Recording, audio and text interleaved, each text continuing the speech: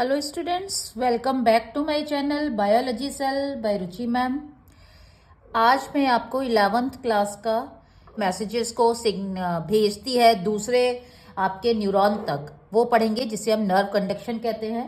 यहाँ से आपका जो मेडिकल के बच्चे हैं उनके लिए बहुत ही इंपॉर्टेंट है, क्योंकि यहाँ से बहुत सारे क्वेश्चंस नीट में, बहुत प्रीवियस ईयर में आप समझिए कि हमेशा आएगा ही आएगा यहाँ से एक क्वेश्चन।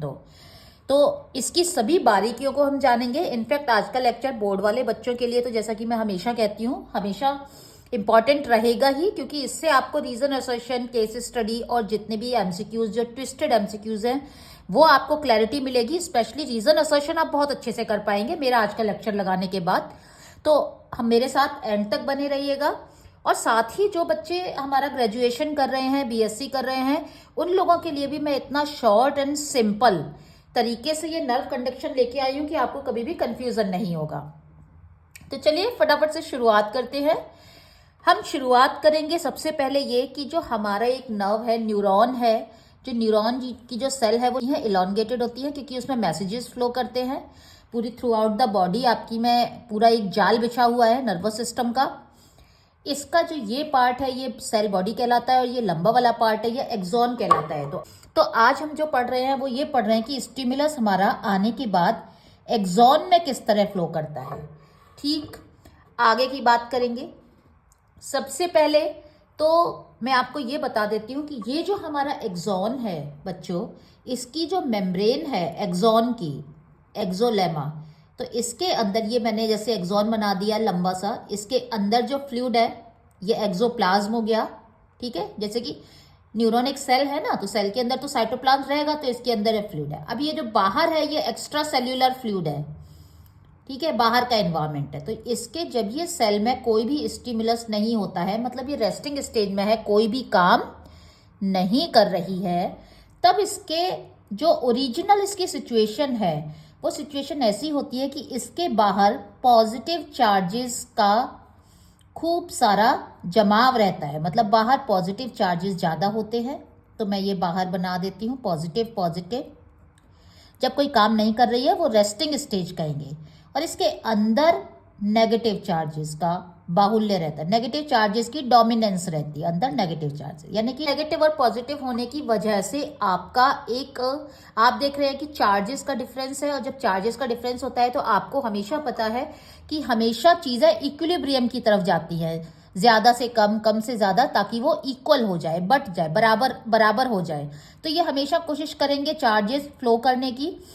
प्लस साथ ही इसमें बाहर की तरफ सोडियम आयंस का ज्यादा डोमिनेंस है और अंदर पोटेशियम आयन, दोनों हैं पॉजिटिव चार्जेस ही, अंदर पोटेशियम आयन।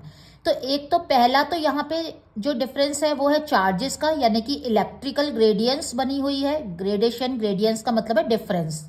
ठीक है, तो ये इलेक्ट्रिकल ग्रेडियंस बनी हुई है। साथ ही आप देखेंगे सोडियम और पोटेशियम के जो कंटेंट है उनमें भी, ये केमिकल है, ये केमिस्ट्री का पार्ट है, तो ये केमिकल ग्रेडियंस बनी हुई है, क्योंकि यहाँ भी डिफरेंस है, बाहर सोडियम ज्यादा है, अंदर पोटेशियम ज्यादा है, जब ये रेस्टिंग स्टेज में है, जब ये कोई काम नहीं कर रही है। और इस समय इसका जो इसी इलेक्ट्रोकेमिकल ग्रेडियंट की वजह से, इलेक्ट्रिक ग्रेडियंट है, इसमें चार्जेस का डिफरेंस है, और साथ में केमिकल ग्रेडियंट है, यानी कि केमिकल आप देखो सोडियम और पोटेशियम का डिफरेंस है, तो यही इलेक्ट्रोकेमिकल ग्रेडियंट है।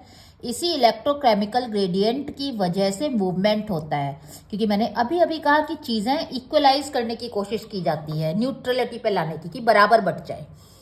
और इसी इलेक्ट्रोकेमिकल ग्रेडियंट की वजह से जब ये कोई कुछ नहीं करती है तो इसका जो रेस्टिंग पोटेंशियल होता है, क्या बोला मैंने, रेस्टिंग पोटेंशियल, यानी कि जब ये रेस्ट पे है तो इसमें कितना वोल्ट का इसमें वोल्टेज पोटेंशियल है, इसका रेस्टिंग पोटेंशियल होता है -70 मिली वोल्ट। कितना है इसका रेस्टिंग पोटेंशियल, -70 मिली वोल्ट। ये आपको समझ में आ गया कि जब कोई भी स्टिमुलस नहीं है तो सिचुएशन क्या है एक एक्सॉन में। अब मैं आपको कुछ चीजें बताती हूँ। जैसे ऐसा होता है ना कि कोई रेसिपी जब आप बनाते हैं तो पहले आप उसके इंग्रेडिएंट देखते हैं कि रेसिपी में लगेगा क्या क्या। तो यहाँ पे हमारी रेसिपी क्या है कि एक सिग्नल को यहाँ से यहाँ तक एक्सॉन में ट्रैवल करना है। तो इस ट्रैवल करने में हमें क्या क्या चीज़ों की ज़रूरत पड़ेगी या क्या क्या चीज़ें काम में आएंगी, अब हम उनके बारे में जानते हैं। तो पहली चीज तो हमारी जो एक इलेक्ट्रोकेमिकल ग्रेडियंट हमेशा रहेगा। दूसरी चीज हमें क्या चाहिए, हमें चाहिए एक स्टिमुलस।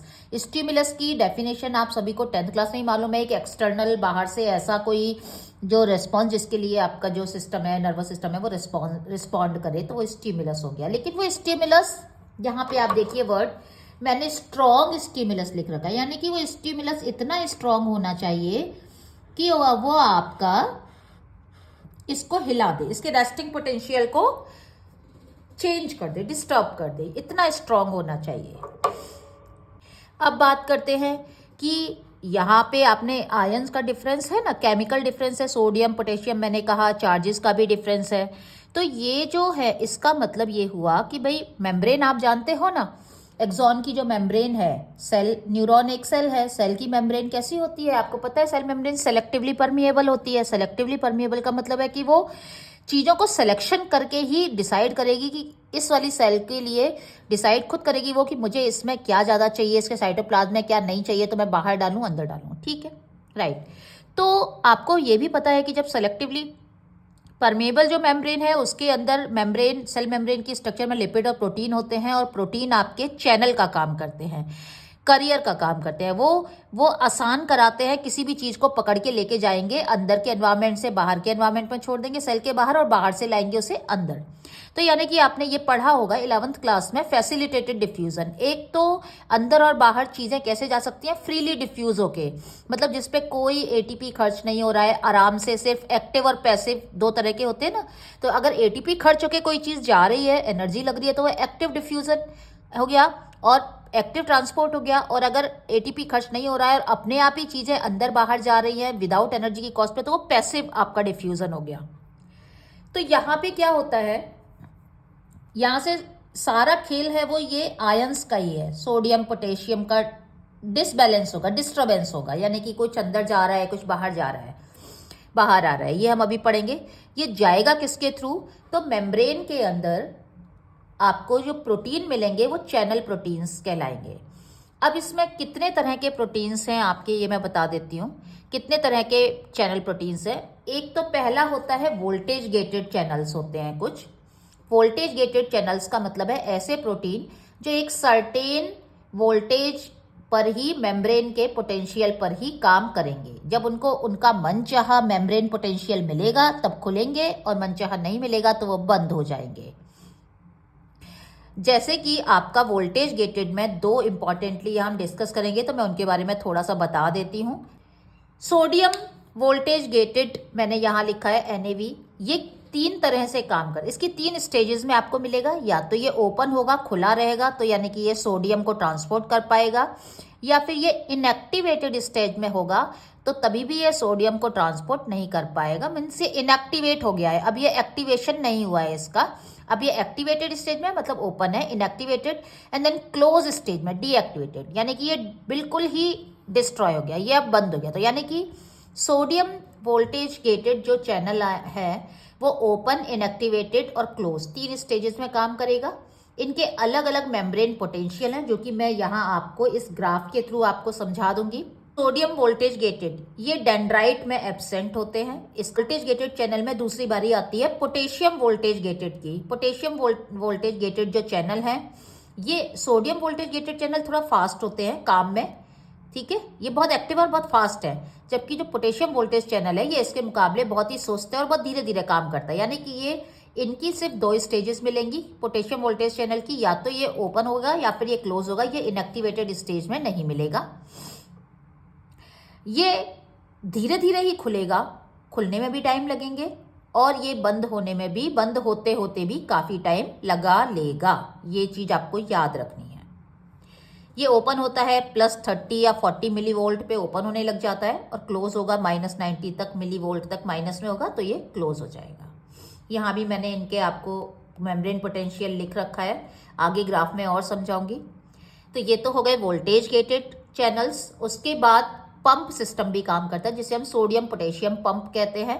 सोडियम पोटेशियम पंपिंग के जो प्रोटीन के जो चैनल हैं, जो प्रोटीन्स हैं मेम्ब्रेन के, ये एटीपी को यूज करते हैं, मतलब ये एनर्जी की कॉस्ट पे करेंगे, यहाँ एनर्जी लगेगी, और ये 3 सोडियम को सेल के एक्सोप्लाज्म के, सेल के अंदर के साइटोप्लाज्म से बाहर की तरफ भेजेगा, 2 पोटेशियम के आयन अंदर आएंगे। तो यानी कि ये सोडियम को बाहर ज्यादा भेज रहा है और पोटेशियम को ये कम अंदर ला रहा है। इस तरह से जब ये देखो यहाँ पे ऑलरेडी ये डिफरेंस कर रहा है, जबकि एनर्जी खर्च हो रही है, इक्वल इक्वल तो नहीं कर रहा। तो यानी कि ये मेम्ब्रेन का पोटेंशियल को ये बना के रखेगा, डिफरेंस बना के रखेगा अंदर और बाहर के एनवायरमेंट में, क्योंकि 3 पॉजिटिव चार्ज बाहर आ रहे हैं और 2 पॉजिटिव चार्ज अंदर आ रहा है। तो यानी कि कम पॉजिटिव चार्ज अंदर आ रहा है, तो हमेशा बाहर, सेल के बाहर पॉजिटिव की बाहुल्यता रहेगी, डोमिनेंस, और सेल के अंदर पॉजिटिव कम और पॉजिटिव कम होगा, दैट मीन्स नेगेटिव का रहेगा। तो इसीलिए ये जो सोडियम पोटेशियम पंप है, ये एक इलेक्ट्रिकल डिफरेंस बना के रखता है, जिसे हम मेम्ब्रेन पोटेंशियल कह देते हैं। उसके बाद कुछ चैनल्स ऐसे होते हैं जो कि पैसिवली डिफ्यूज करते हैं। ये एक्टिवली डिफ्यूज कर रहा है, ये पैसिवली कर रहा है, और ये आपका वोल्टेज गेटेड है, जो कि आपका किसके थ्रू काम कर रहे हैं, मेम्ब्रेन पोटेंशियल पे काम कर रहे हैं। जो पैसिवली होते हैं ये चैनल हमेशा खुले रहते हैं, को लीकेज चैनल कहते हैं। जैसे कोई चीज होती है ना, टैप खुला हुआ है तो वो लीक करता रहेगा हमेशा, तो ये लीकेज चैनल्स होते हैं।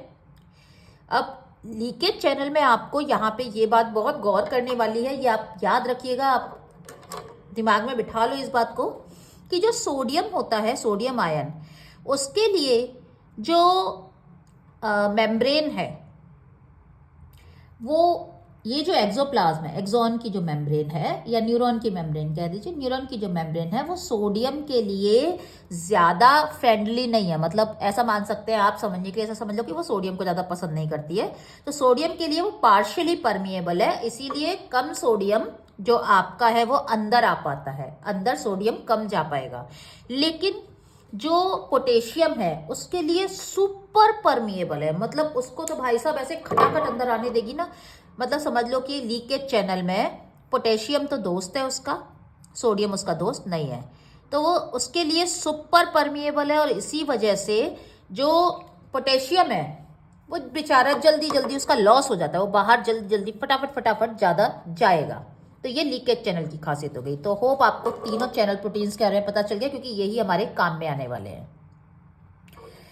अब मैंने कहा कि रेस्टिंग स्टेज में -70 मिलीवोल्ट होता है। माइनस वर्ड का यहाँ पे मतलब है कि सेल के अंदर नेगेटिव चार्ज की बाहुल्यता है, नेगेटिव है एनवायरमेंट, और बाहर पॉजिटिव है, यानी कि बाहर पॉजिटिव आयंस ज़्यादा हैं और यहाँ पे पॉजिटिव आयंस कम है। इस एक्सॉन में जो ट्रेवल करता है स्टिमुलस, वो हमारा इस तरह से वेव की फॉर्म में करता है, छोटे छोटे, यहाँ ट्रेवल कर गया, उसके बाद आगे जाएगा तो फिर एक इस तरह से वेव बनाएगा मेम्ब्रेन पोटेंशियल की, फिर आगे जाएगा तो फिर इस तरह से वेव बनाएगा। तो ये इस तरह से ये ट्रेवल करेगा। ये क्या चीज़ है? ये है आपका, जैसे ही किसी न्यूरॉन को कोई भी स्टिमुलस मिला, तो वो स्टिमुलस मिलते ही वो रेस्टिंग स्टेज में था। रेस्टिंग स्टेज में उसका जो मेम्ब्रेन का पोटेंशियल था वो -70 मिलीवोल्ट था, यानी कि -70 मिलीवोल्ट आप ऐसे समझ सकते हैं कि ये उसकी ओरिजिनल कंडीशन है, जो उसे पसंद है, वो यही रहना चाहता है। आयंस होते हैं वो ऐसा समझो कि जैसे ही कोई स्टिमुलस मिला तो आयंस भागने लगते हैं इधर उधर, सेल के अंदर जाएंगे कुछ आयन सेल के बाहर जाएंगे, इस तरह से। तो आयोनिक बैलेंस है वो गड़बड़ाने लगता है, तो इससे इलेक्ट्रोकेमिकल जो ग्रेडियंट है उसमें डिस्टर्बेंस होता है। जब उसमें थोड़ा सा डिस्टर्बेंस होता है तो मेम्ब्रेन का पोटेंशियल भी थोड़ा ही कम या ज़्यादा होगा, तो उसी को ग्रेडेड पोटेंशियल कहते हैं। ये आपका सपोज जैसे कि ये थोड़ा सा चेंज हुआ तो ये थोड़ा सा मेम्ब्रेन पोटेंशियल इधर की तरफ ऊपर चला गया, ये ग्रेडेड पोटेंशियल हो गया। ग्रेडेड पोटेंशियल इतना स्ट्रांग होना चाहिए, इतना स्ट्रांग होना चाहिए कि ये आपका छलांग लगा ले कि मेम्ब्रेन पोटेंशियल जो है वो आयंस का इतना डिफरेंस हो जाए अंदर बाहर की, वो -70 से -50 या 55 तक आ जाए।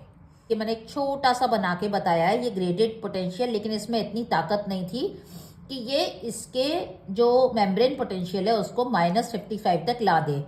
तो वेव में कोई भी एक्शन पोटेंशियल नहीं आया। एक्शन पोटेंशियल क्या होता है? एक्शन सपोज चल रहे हैं और आपको सपोज आपने 100 मीटर चला और 100 मीटर में आपने सपोज जितने भी स्टेप चले, आपने सपोज जितने भी 20, 25, 50, तो एक स्टेप आपका हो गया एक आपका सर्टेन डिस्टेंस, तो ये एक स्टेप जैसे चल रहा है, ठीक है, ये आपका एक स्टेप के जैसे समझ सकते हैं। तो एक स्टेप में जितना उसने छलांग लगाई है वो छलांग लगाई है, वो एक्शन पोटेंशियल है उसका। जितना पोटेंशियल में चेंज हुआ है ना मिली वोल्ट में, उसका जो ग्राफ बनेगा ऊपर नीचे गया है, माइनस हुआ, माइनस से पॉजिटिव हुआ, जीरो हुआ, जीरो से फिर माइनस हुआ, एक छलांग में, इतना सा चलने में, एक बार में, वो ही कहलाएगा उसका एक्शन पोटेंशियल। यानी कि एक्शन पोटेंशियल को अगर आपको डिस्क्राइब करने को आता है तो मैं ऐसे कह सकती हूँ कि एक थोड़ी सी देर का मेम्ब्रेन पोटेंशियल का रिवर्स है। मेम्ब्रेन पोटेंशियल में जब डिस्टर्बेंस हो जाए, रिवर्स हो जाए वो, तो एक्साइट, और किस में होगा वो, तो न्यूरॉन उस समय एक्साइटेड स्टेज में होगा। तो short term reversal of membrane potential in excitable neuron is called action potential. हमें समझना है कि एक एक्शन पोटेंशियल होते होते वो एक छोटा सा स्टेप ले लेगा, और ऐसे ही 100 एक्शन पोटेंशियल की जरूरत है तो 100 बार एक्शन पोटेंशियल होगा, यानी कि ये 100 स्टेप में, और ये आगे की तरफ सिग्नल बढ़ गया।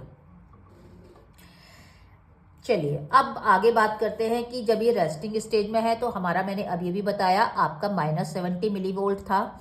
एक स्ट्रॉन्ग सा स्टिमुलस आया और उसने इसको इतना पोटेंशियल दिया कि इसका ग्रेडेड पोटेंशियल, मतलब जैसे ही कोई स्टिमुलस आता है तो सोडियम आयन जो है वो अंदर आना चालू करते हैं, और जैसे ही वो सोडियम आयन अंदर आना चालू करते हैं तो जो एक्सॉन है सेल को, वो उसकी पोलराइजेशन खत्म हो जाती है, क्योंकि पोलैरिटी खत्म हो गई ना, यहाँ पोलैरिटी है ना, डिफरेंस है ना, प्लस इधर माइनस इधर, सोडियम इधर, पोटेशियम इधर, तो इसलिए हम उसे कहते हैं कि वो डीपोलराइज्ड स्टेज में आ गई है। यानी कि जब सेल आपसे सवाल पूछा जाए कि रेस्टिंग स्टेज में है एक न्यूरॉन, तो वो यानी कि अपनी पोलराइज्ड स्टेट में ही होता है, और उसका मेम्ब्रेन पोटेंशियल -70 मिलीवोल्ट होता है। अब एक इतना ग्रेडेड पोटेंशियल इतना स्ट्रांग है कि वो -70 मिलीवोल्ट से जब वो -55 मिलीवोल्ट पे अगर आ जाए एक बार, -55 मिलीवोल्ट से पहले जितने भी उतार चढ़ाव होंगे ना, तो एक्शन पोटेंशियल जनरेट नहीं होगा। सपोज कहीं कोई प्रॉब्लम है और वो आपको सिग्नल भेजता है, न्यूरॉन का एग्जांपल बता रही हूँ, आपको सिग्नल भेजता है तो आपको पेन नहीं महसूस हो रहा है लेकिन सिग्नल जा रहे हैं, राइट, दैट मीन्स वो इतना सिग्नल नहीं गए हैं न्यूरॉन को कि उसका -70 मिलीवोल्ट से वो क्या कर दें, -55 मिलीवोल्ट कर दें। जैसे ही -55 मिलीवोल्ट में मेम्ब्रेन पोटेंशियल हुआ, मतलब इतना पॉजिटिव इधर अंदर आ गया कि वो -70 से -55 मिलीवोल्ट पे उसकी वैल्यू आ गई मेम्ब्रेन के पोटेंशियल की, वैसे ही आपको पेन का अनुभव होने लग जाएगा तुरंत से। -55 को थ्रेशोल्ड मेम्ब्रेन पोटेंशियल कहते हैं। -55 मिलीवोल्ट आते ही आपका सोडियम वोल्ट, सबसे पहले जो खुलेगा चैनल प्रोटीन का, वो खुलेगा सोडियम वोल्टेज गेटेड चैनल। वो मैंने यहाँ लिखा हुआ है -55 मिलीवोल्ट पे वो खुल जाएगा, और उसके बाद पोटेशियम वोल्टेज गेटेड भी खुलेगा। लेकिन मैंने क्या कहा, पोटेशियम वोल्टेज गेटेड चैनल कैसा है, आलसी राम है, धीरे धीरे खुलेगा, तो सोडियम जल्दी खुल जाएगा, पोटेशियम खुलने में टाइम लगा रहा है, यानी कि अभी पूरा खुला ही नहीं है, खुलने की तैयारी कर रहा है, आलसी राम है।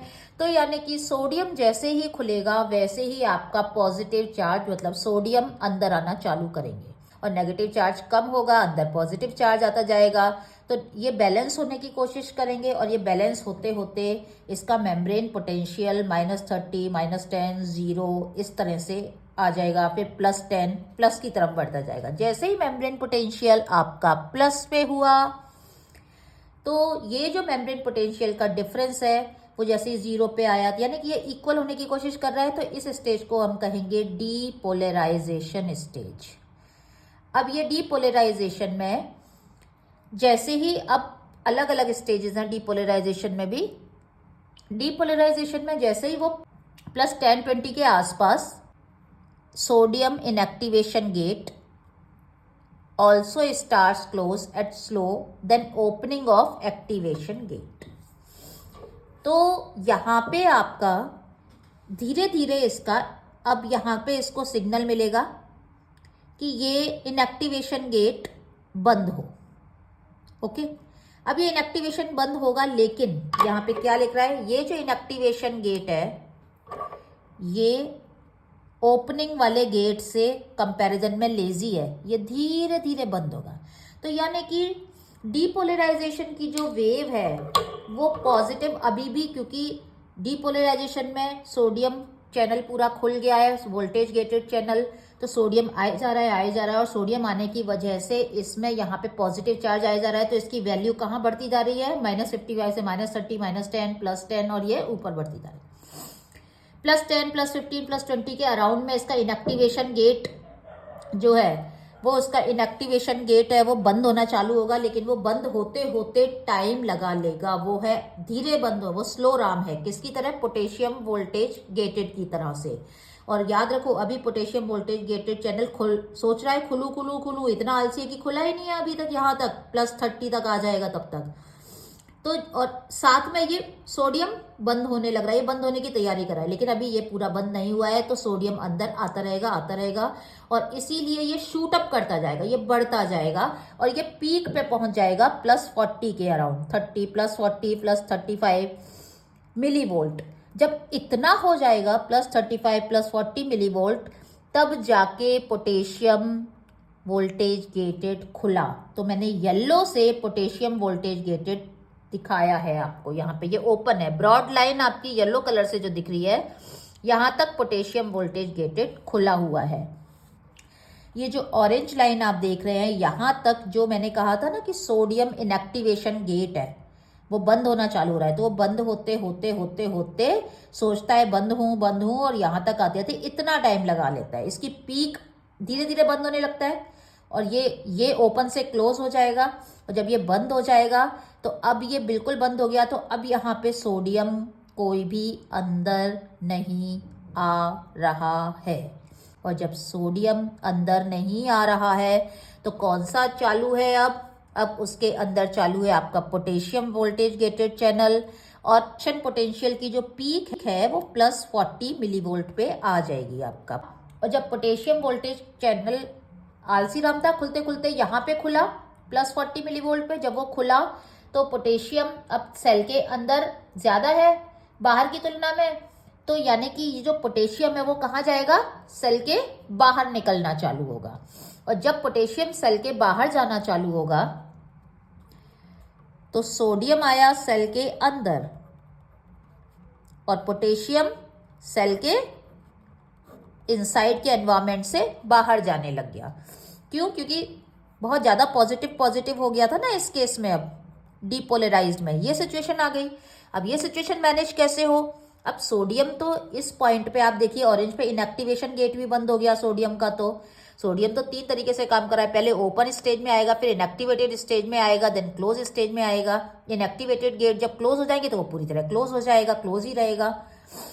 तो अब ये तो सोडियम को तो ना तो ये बाहर भेज सकता ना अंदर भेज सकता, तो अब एक रास्ता क्या बचा, सिर्फ पोटेशियम का। तो अब पोटेशियम गेटेड चैनल जब खुला तो उसने पोटेशियम को बाहर भेजना चालू किया, क्योंकि हमको क्या पसंद है, -70 मिलीवोल्ट रेस्टिंग पोलराइज्ड स्टेट पसंद है न्यूरॉन की, जो उसके कंफर्ट जोन की है। तो अब ये पोटेशियम बाहर आएगा। जब ये पोटेशियम बाहर आएगा तो बजाय अंदर आने के सेल के इंटरनल एनवायरनमेंट में अब क्या होगा, पॉजिटिव चार्ज आयन की कमी होगी, क्योंकि पोटेशियम प्लस आयन बाहर जा रहा है, सोडियम का कुछ हो नहीं रहा है, वो जितने आ गए हैं। अब सपोज आपका 200 पॉजिटिव चार्ज है, उसमें से आप पोटेशियम को बाहर भेज देंगे तो 50 का बाहर गए तो 150 पॉजिटिव चार्ज रह गया ना। तो धीरे धीरे वो क्या होने लगेगी, नेगेटिव होने लगेगी। तो आप यहाँ देखिए इसमें जो मेम्ब्रेन पोटेंशियल है उसकी पॉजिटिव मेम्ब्रेन पोटेंशियल में कम आ रही है, वो धीरे धीरे नेगेटिव होने लग रहा है। अब आप कहेंगे मैम ग्राफ तो -70 से भी नीचे जा रहा है, ये क्या हुआ? यानी कि ये मेम्ब्रेन कैसी हो रही है अब, रीपोलराइज मतलब क्योंकि हमने पोलराइजेशन से ही चालू किया था ना, उसकी रेस्टिंग स्टेज पोलराइज थी, तो पहली पोलराइज देन डीपोलराइज, फिर दोबारा पोलराइज हुई तो रीपोलराइजेशन नाम दे दिया उसे। अब इस रीपोलराइजेशन में भी क्या होता है कि मैंने आपको कहा ना कि जो पोटेशियम वोल्टेज गेटेड चैनल है बहुत आलसी राम है, खुलने में भी टाइम लगाएगा, यहाँ खुलने की तैयारी कर रहा था इसके साथ ही, और कहाँ जाके खुला, यहाँ पे येलो से देखिए। अब ये यहाँ पे आके बंद होने की तैयारी करेगा, ठीक है अब मुझे बंद होना है यहाँ पे, क्यों? क्योंकि उसको पता है कि भाई अब इतना मिलीवोल्ट आ गया और ये अब हो गया, ठीक है मेरा काम हो गया। लेकिन बड़ा स्लो है, इसने सोचा और एक्ट करने में बंद हो गया तब तो टाइम लगा लेगा। तो बंद होते होते होते इसने टाइम लगा लिया इतना, और उतने टाइम में वो खुले, थोड़े से ही टाइम के लिए वो खुला हुआ था, तो वो और बाहर जाने लगे। तो यहाँ पे एक्स्ट्रा बहुत ही ज्यादा नेगेटिविटी आ जाती है, बहुत ज्यादा। मेम्ब्रेन पोटेंशियल है जो एक्चुअल रेस्टिंग स्टेज का था -70, उससे भी डाउन चला जाता है। यहाँ देखिए -90 तक आपका पहुंच, ये बंद हो गया। अब बंद हो गया तो ये आना बंद हो गए। जब ये आना बंद हो गए तो आपको मालूम है कि सेल में हमेशा एक होम्योस्टेसिस की कैपेबिलिटी होती है, मतलब अपनी ओरिजिनल पोजीशन पे वो वापस आने की कोशिश करती है। जो उसकी ओरिजिनल कंडीशन थी उनको वो रिटेन करना चाहेगी। तो अब ये तो चाहेगी -70 हो जाए, लेकिन इसका तो एक्स्ट्रा माइनस हो गया। तो इस सिचुएशन को हम कहेंगे हाइपर पोलराइजेशन की स्टेज।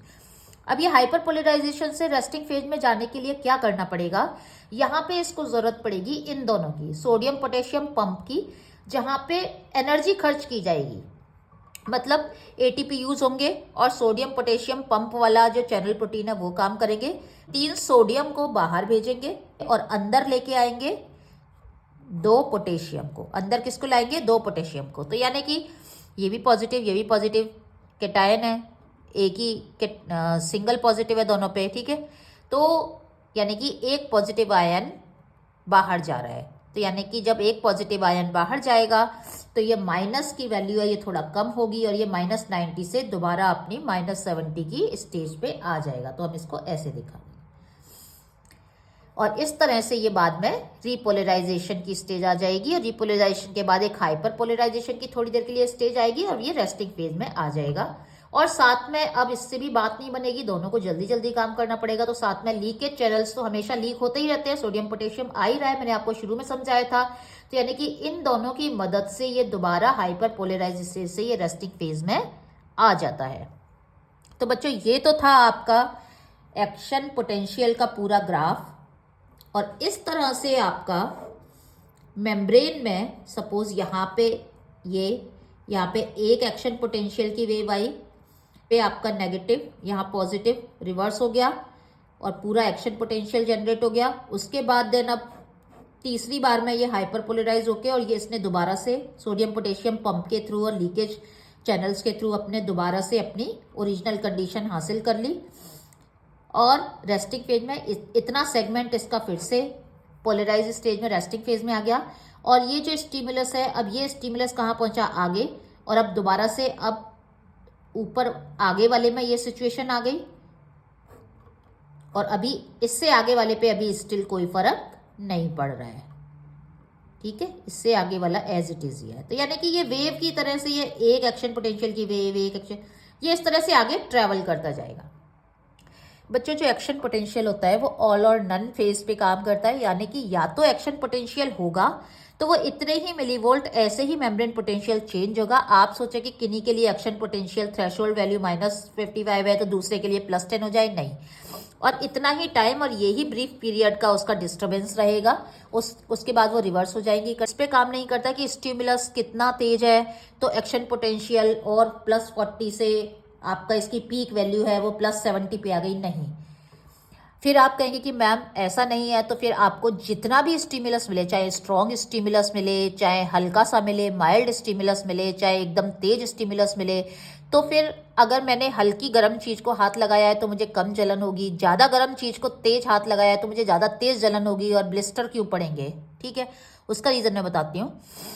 एक्शन पोटेंशियल तो सेम ही रहेगा हर एक में, लेकिन वो एक्शन पोटेंशियल की फ्रीक्वेंसी कितनी है, मतलब 1 सेकंड में कितनी बार एक्शन पोटेंशियल जा रहा है वो डिसाइड करता है। अगर सपोज आपको पेन के लिए अगर मैं कहूँ कि आपको सर्टेन, मतलब हैंड में अगर सपोज पेन हो रहा है, किसी फिंगर में किसी ने प्रिक किया, हल्का सा प्रिक किया यहाँ पे, तो पेन नहीं है, बहुत थोड़ा सा स्लाइट फील होगा। एक किसी ने जोर से स्टिमुलस देके पेन किया और एक बहुत ऐसा कि ब्लेड वगैरह से कट लग जाए तो बहुत पेन होगा।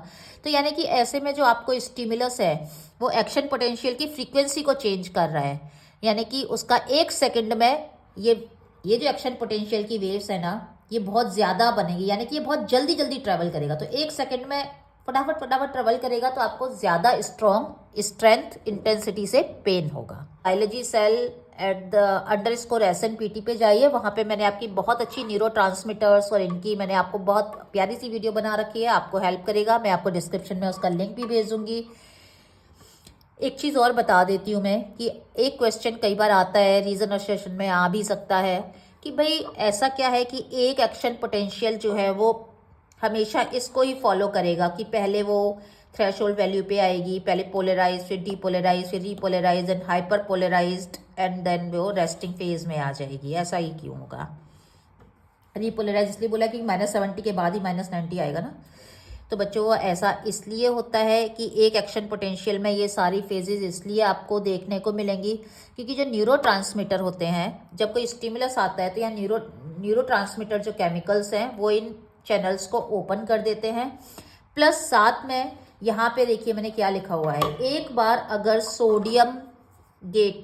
सोडियम वोल्टेज गेटेड चैनल अगर एक बार इनएक्टिवेट हो गए, इनएक्टिवेट कहाँ हुए हैं, जहाँ पे ये ऑरेंज वाली लाइनिंग मेरी खत्म हुई है, ये वाली, ठीक है।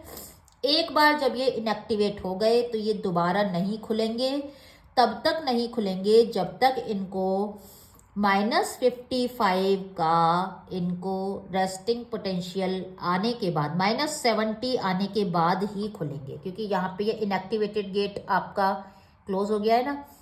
इस इनएक्टिवेटेड गेट का एक्टिवेशन ओपनिंग सिर्फ और सिर्फ एक बार पहले उसको -70 मिलीवोल्ट जाना है, फिर -70 के बाद -50 पे जब वो आएगा 55 पे, तब जाके वो ओपन होगा। तो रेस्टिंग फेज तक वो नहीं आता। ये जो फेज है ना बच्चों, ये वाला ग्राफ में, इस फेज को आप रिफ्रैक्टरी पीरियड कहते हैं, एब्सोल्यूट रिफ्रैक्टरी, और यहाँ से लेके यहाँ तक को रिलेटिव रिफ्रैक्टरी पीरियड कहते हैं। इसमें अब ये एक्शन स्टिमुलस जो है वो एक्शन पोटेंशियल वो बैक में नहीं जा सकता, ग्राफ आगे ही आगे, इसीलिए हमेशा आगे बढ़ता जाता है, जैसे मैंने दिखाया।